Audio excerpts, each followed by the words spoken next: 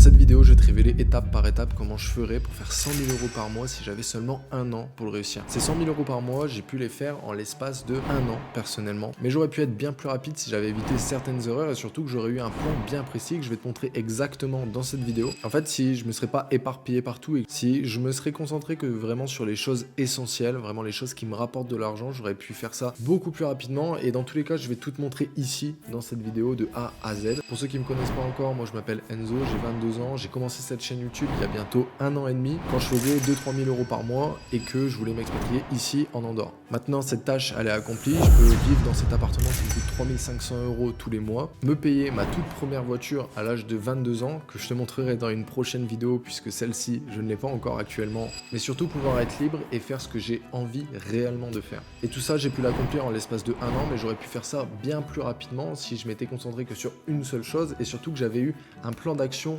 clair. Et dans cette vidéo, je vais te révéler ce que j'aurais dû faire et ce que toi tu peux faire pour atteindre ces 100 000 € par mois le plus rapidement possible. L'étape numéro 1, c'est de se former et d'avoir assez d'argent. Ça peut paraître bateau, c'est quelque chose que tout le monde répète, mais c'est la réalité. Sans argent, c'est compliqué de faire de l'argent parce que au fond, l'argent, c'est juste un échange de valeur. Soit tu échanges ton temps, soit tu échanges tes compétences, soit tu échanges ton capital pour en générer encore plus. Donc c'est soit il va falloir que tu donnes de ton temps pour recevoir un salaire. Et en plus de ça, surtout, le dropshipping, c'est plus du tout comme avant, comme par exemple en 2024 encore, où tu pouvais avoir une vente et être payé 3 jours après.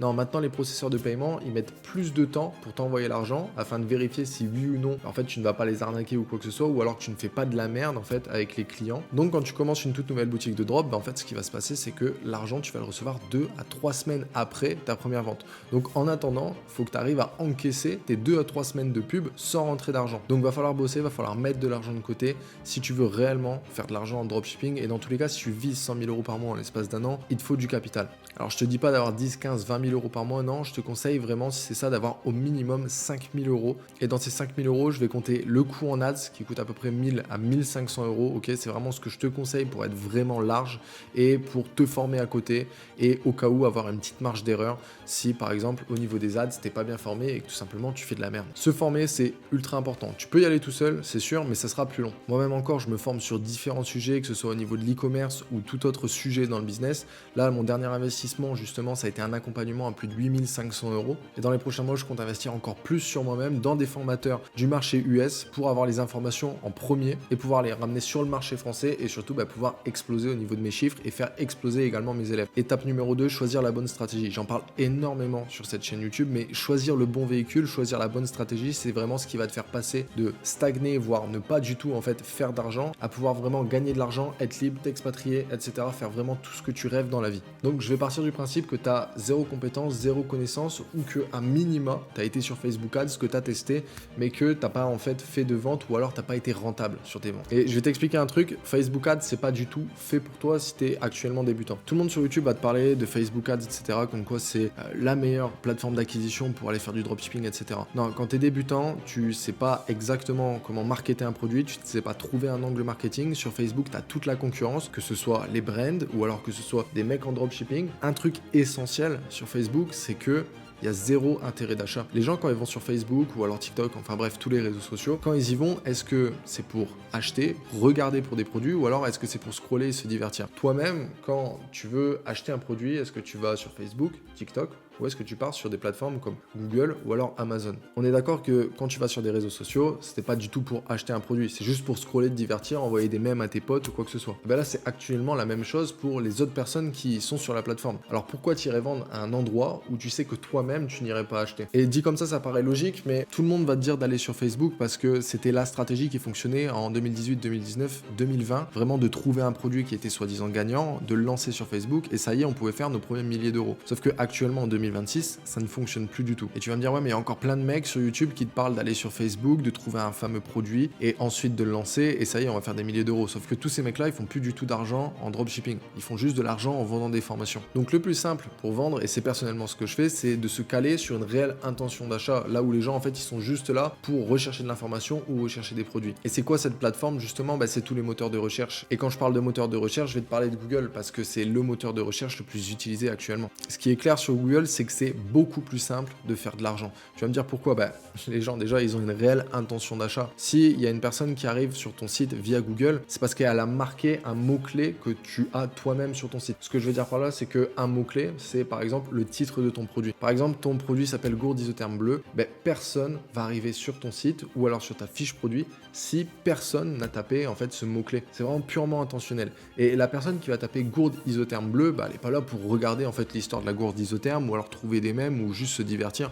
en regardant une gourde isotherme. Non, elle est juste là pour se renseigner sur le produit ou potentiellement l'acheter. Et c'est 30 fois plus simple de vendre à quelqu'un qui veut réellement acheter ton produit plutôt que quelqu'un qui s'en fout complètement et qui à la base n'est pas du tout là pour ça. Et en fait, sur Facebook, il faut comprendre que tu vas devoir faire passer la personne par plusieurs état. Tu vas devoir la rendre intéressée par ton produit et surtout sur Google, tu as presque zéro concurrence. Le peu de concurrence que tu vas avoir, c'est des mecs qui sont là depuis 2022-2023 et le site en fait il n'a pas bougé. Parce que sur Google, il faut comprendre un truc, c'est que c'est tellement stable, t'as pas besoin de créatif surtout. En fait, tu lances ton produit et ça y est, en fait, il va tourner tout simplement. Si tu as un produit qui fonctionne réellement bien, il peut tourner pendant 1, 2, 3, 4, 5 ans sans que tu aies besoin de rien faire, que ce soit sur le site, la fiche produit ou alors au niveau des ads. Et il y a énormément de personnes qui se servent de Google comme tout simplement en fait de rente digitale. Et personnellement, j'en fais partie. J'ai plusieurs shops actuellement qui tournent et qui me permettent en fait d'encaisser de l'argent en automatique. Mais j'ai également d'autres shops que je scale ultra agressivement où on va aller chercher vraiment des dizaines de milliers d'euros par mois. Enfin bref, choisir la bonne stratégie, choisir le bon véhicule, c'est vraiment ce qui va t'amener de 0 à plus de 10 000 euros par mois et même encore plus. Et justement, si tu veux que je t'aide sur ce bon véhicule à vraiment aller faire de l'argent, aller faire du chiffre et vivre de l'e-com, n'hésite pas à réserver un appel avec le premier lien dans la description. Je t'invite réellement à le faire parce que Google, c'est clairement une opportunité actuellement en dropshipping. Très peu de personnes y sont. C'est intentionnel et c'est beaucoup plus simple de faire de l'argent que sur Facebook. Et surtout, j'ai une stratégie, j'ai une méthode qui me permet d'avoir 100% de résultats sur mes testings. Alors ouais, ça peut paraître fou dit comme ça peut même paraître bizarre. En fait, c'est tout simplement de la logique. Au niveau de l'analyse, tu vois que les mecs qui sont là depuis plus de 6 mois, qui font un minimum de trafic, que tout simplement, en fait, avec ton potentiel coût par achat, tu vas couvrir tous tes coûts et que derrière, tu peux faire de la rentabilité. Enfin bref, si tu analyses vraiment tout en profondeur comme ce que je t'apprends dans mon accompagnement, tu es sûr de faire de l'argent, tu es sûr que ta niche, elle va être rentable, tu es sûr que ta thématique également elle va être rentable. Enfin bref, dans tous les cas, je t'ai mis quelques petits témoignages des personnes de l'accompagnement. Bonjour à tous, je vous fais un petit retour d'expérience sur la formation Ecom Infinite d'Enzo. Ça fait maintenant 6 mois que je suis dans la formation et je vais vous montrer directement les résultats. Donc 3 mois après avoir rejoint la formation, donc en décembre, j'ai pu faire mes premiers chiffres d'affaires, donc plus de 10 000 euros avec une journée à 1K day. Donc tout ça juste après 3 mois de formation, donc pour le coup ça peut aller beaucoup plus vite. Salut les gars, je me présente, je m'appelle Jamie, j'ai 19 ans et je vis actuellement du e-commerce chez mes parents dans le nord de la France. Je vous fais ces petites vidéos pour témoigner de mon expérience avec Enzo. Donc au début j'ai hésité, puis après à force d'échanges et en voyant sa sincérité, j'ai pris l'accompagnement. Je suis rentré en novembre, on a directement chiffré avec un mois en décembre à 10K de CA. Alors que franchement on avait repris de zéro et en janvier avec un mois à 15K et là on est à deux sur un projet en commun plus notre boutique. Salut à tous, donc moi je m'appelle Arthur, j'ai 20 ans, je suis actuellement étudiant à l'université et aujourd'hui je vais vous faire un petit témoignage sur mon parcours en e-commerce et notamment l'accompagnement que je suis avec Enzo. Donc j'avais pas mal de vidéos sur YouTube et puis au bout d'un certain moment je suis tombé sur la chaîne d'Enzo qui partageait aussi pas mal de vidéos qui étaient pertinentes et surtout qui partageait aussi pas mal de valeurs, en tout cas de mon point de vue. Et donc ça m'a donné envie de prendre son accompagnement que j'ai pris fin août. Et donc depuis ce moment-là, j'ai pu lancer 2 boutiques à ses côtés qui sont très présentes pour le Q4.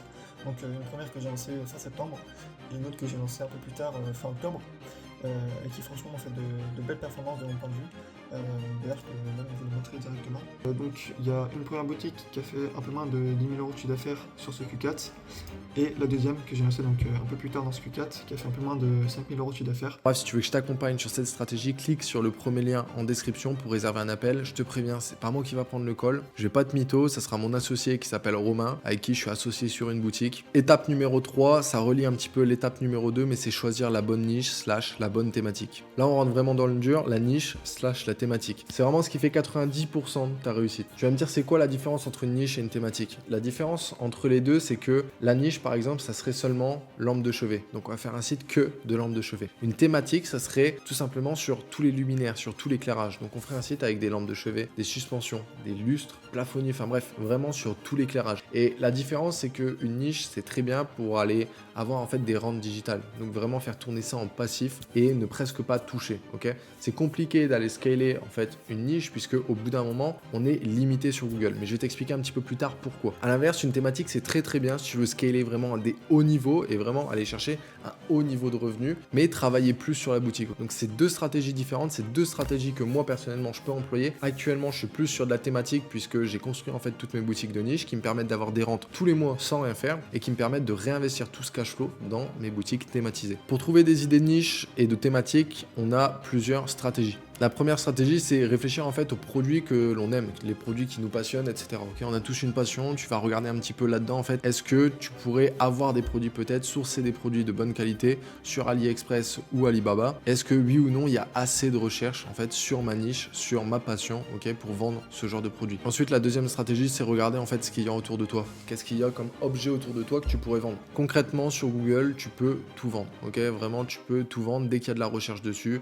C'est très simple. Sur Google, tu n'as pas besoin de produits avec un fameux wow effect ou quoi que ce soit. Non, les produits les plus chiants, les produits les plus boring, comme on dit, c'est vraiment les produits qui se vendent le mieux sur Google. Ensuite, la troisième stratégie, c'est scroller sur les réseaux sociaux. Donc, peut-être que tu vas tomber sur des ads, donc sur des marques ou quoi que ce soit qui vont promouvoir certains produits et tu vas te dire, ok, mais en fait, ce genre de produit, je pourrais le vendre. Je sais qu'il y a de l'intérêt, etc. Je vais aller le vérifier, en fait, si c'est ça sur SEMrush par la suite. Ou alors, scroller peut-être sur AliExpress, Alibaba, Amazon et tous les marketplaces, pareil, pour trouver des idées de produits, des idées de niche. Ou alors, la dernière méthode, c'est demander à des IA comme ChatGPT, Claude ou alors Gemini de trouver en fait des idées de niche. Donc il va falloir aller sur un logiciel qui s'appelle SEMrush. À partir de là, en fait, on va tout simplement taper notre mot-clé et on va vérifier plusieurs données. On va vérifier qu'on a un volume total supérieur à 30 000. Pourquoi on veut un volume total supérieur à 30 000? C'est que en dessous de ça, en fait, c'est compliqué de faire de l'argent. Tu feras pas assez d'argent et en fait, à même effort investi. Et en fait, pour construire une boutique qui fait 1K de bénéfices tous les mois et construire une boutique qui fait 34 de bénéfices tous les mois, c'est le même effort concrètement. Donc autant mettre les efforts dans une boutique avec un plus gros potentiel. Donc premier critère, volume total. Deuxième critère, c'est le CPC, donc le coût par clic. Je vais tout le temps regarder pour avoir un coût par clic inférieur à 35 centimes sur l'ensemble des mots-clés que je vais pouvoir cibler. Ensuite, troisième critère, ça va être le KD. Donc le KD, c'est la difficulté au niveau du SEO. C'est pareil, inférieur à 35. Ensuite, une fois que j'ai vérifié sur SEMrush, je vais aller taper mon mot-clé sur Google. Et là, je vais vérifier que j'ai bien des concurrents en dropshipping qui sont là depuis au moins 6 mois. Pourquoi 6 mois? Parce que avec 6 mois, c'est le grand minimum, mais tu es sûr que le mec, il fait de l'argent. Personne ne va rester plus de 6 mois s'il est à perte ou alors qu'il ne fait pas d'argent ou alors au grand minimum break-even. Et surtout que ses concurrents, ils fassent du trafic. Et quand je dis qu'ils fassent du trafic, je parle de au moins 4000 visiteurs mensuels. Inférieur à ça, honnêtement, ça veut dire qu'ils font pas assez d'argent. Ça va être chiant pour nous, honnêtement. Encore une fois, ça demande autant d'efforts de faire une boutique à 30K que faire une boutique qui fait 1K de bénéfice tous les mois. Ensuite, une fois que tout ça est vérifié, on va calculer notre potentiel coût par achat. Donc si le CPC annoncé sur SEMrush est à 30 centimes et que toi, tu comptes avoir un taux de conversion à 3%, tout simplement, ça va te faire un potentiel coût par achat à 9,90 €. Donc à partir de là, tu vas pouvoir calculer en fait combien tu vas avoir de marge derrière. Donc par exemple, tu vends un produit à 50 €.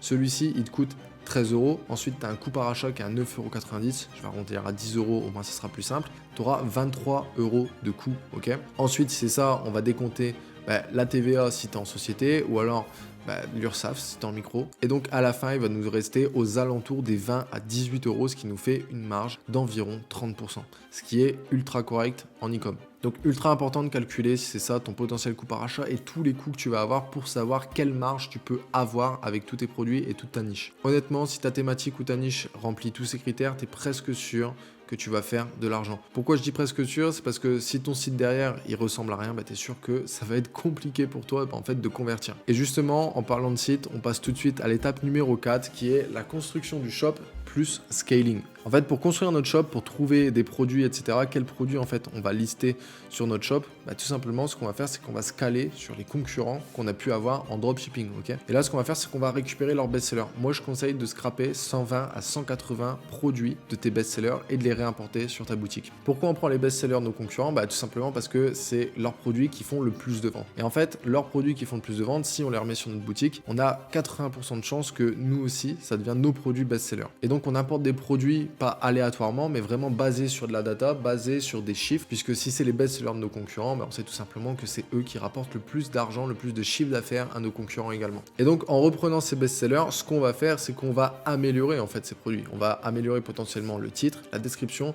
le pricing, on va faire une meilleure offre et surtout, la chose la plus importante en e-commerce, on va améliorer le carrousel photo. Donc on va faire que des photos à l'IA, que ce soit avec Nano Banana, que ce soit avec ChatGPT, Flow, PicCopilot.ai, enfin bref, il y a énormément d'IA. Moi, je te conseille énormément d'utiliser ChatGPT ou alors Nano Banana ou même encore Xfield qui te donne vraiment des rendus incroyables dignes d'une marque et ça te permet vraiment de convertir largement mieux qu'avec des vieilles photos AliExpress. Donc une fois que notre shop il est terminé, on va lancer sur Google Ads en campagne Performance Max Feed Only. Qu'est-ce que c'est une campagne Performance Max? Tout simplement, c'est une campagne en fait à l'IA. Il y a énormément de gens qui vont vous parler potentiellement de lancer un CPC manuel ou quoi que ce soit. Pour moi, c'est de la merde, clairement. Puisque dans la Performance Max, on a quelque chose qui s'appelle le Smart Bidding.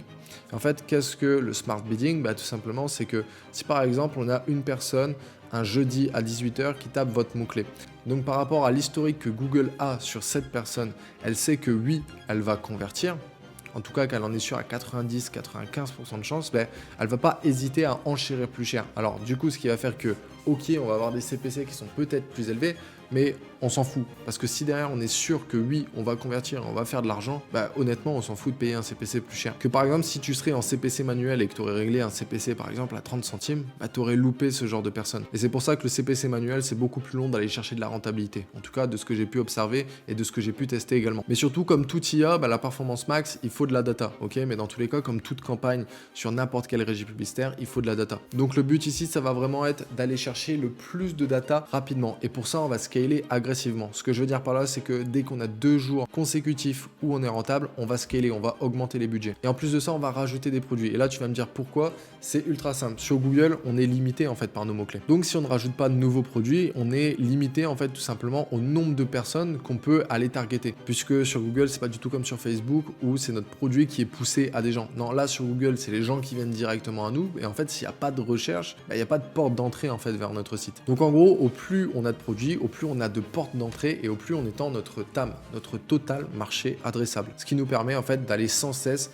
trouver des nouvelles personnes et surtout augmenter notre potentiel chiffre d'affaires et rentabilité derrière. Mais surtout sur Google, il y a un cercle vertueux. Quand tu vas scaler et que tu vas rajouter des produits va te permettre d'aller sur des nouveaux mots-clés. Ces nouveaux mots-clés vont permettre à l'algorithme d'apprendre encore plus sur tes potentiels clients et te permettre de cibler vraiment les bons clients et du coup d'aller chercher plus de ROS, donc de retour sur investissement publicitaire. Si tu as plus de retour sur investissement publicitaire, tu as plus de marge. Et si tu as plus de marge, tu vas pouvoir tout simplement aller scaler encore plus par la suite. Et c'est vraiment ce cercle vertueux que je veux que tu comprennes sur Google, c'est rajouter des produits, aller sur de nouveaux mots-clés, l'algorithme apprend plus, tu as plus de marge, ce qui te permet d'aller scaler encore plus, rajouter des produits, etc. C'est vraiment le cercle vertueux de Google. Étape numéro 5 maintenant, déléguer.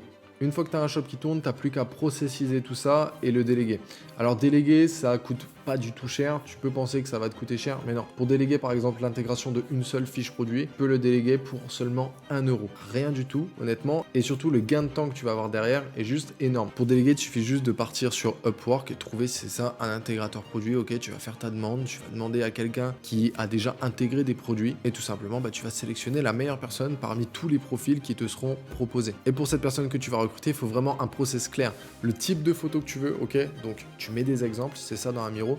Ensuite, les descriptions que tu veux, donc quel prompt tu utilises, comment faire, et surtout c'est quoi toutes les tâches qu'elle va devoir faire, toutes les tâches qu'elle va devoir remplir, etc. Il faut vraiment que tu poses un cadre très clair sur toutes les personnes que tu vas devoir recruter. Et si c'est ça, pour chaque étape de la création d'une fiche produit, tu fais une vidéo, au moins c'est ultra clair, et tout simplement la personne comprendra au mieux. Donc voilà, c'est vraiment les étapes, le plan d'action que j'ai utilisé et que je réutiliserai encore pour faire 100 000 € par mois, mais comme j'ai dit, j'ai fait des erreurs. Et c'est quoi ces erreurs? Personnellement, j'ai pas délégué assez rapidement. Je pensais que certaines choses pouvaient être faites que par moi-même, mais réellement tout est délégable. Si tu n'arrives pas en fait à déléguer une tâche, c'est tout simplement de ta faute. C'est juste que tu as fait un mauvais process et que la personne elle comprend pas ce que tu attends d'elle. Honnêtement, c'est que ça. Si tu n'arrives pas à déléguer, c'est de ta faute et dans tous les cas, dans tout ce qui se passe dans le business à chaque fois, c'est de ta faute. Donc déléguer plus vite, déléguer plus tôt pour me permettre de gagner de l'argent. Dans tous les cas, si tu vis 100 000 € par mois et que tu travailles par exemple 40 heures par semaine, ton heure, elle vaut 625 €. Donc techniquement, tout ce qui te coûte moins de 625 € à déléguer, tout simplement, tu vas le faire, tu vas déléguer. Donc pas tout le temps, ok, si t'as pas le capital, va pas déléguer des tâches ultra chères, alors que pour le moment, t'es que au début et que t'as pas le capital pour déléguer, ok. Et c'est vraiment pour t'illustrer la chose et te dire que tu dois déléguer plus vite et plus rapidement, puisque déléguer l'intégration produit va vraiment te permettre de gagner du temps et de te concentrer vraiment là où sont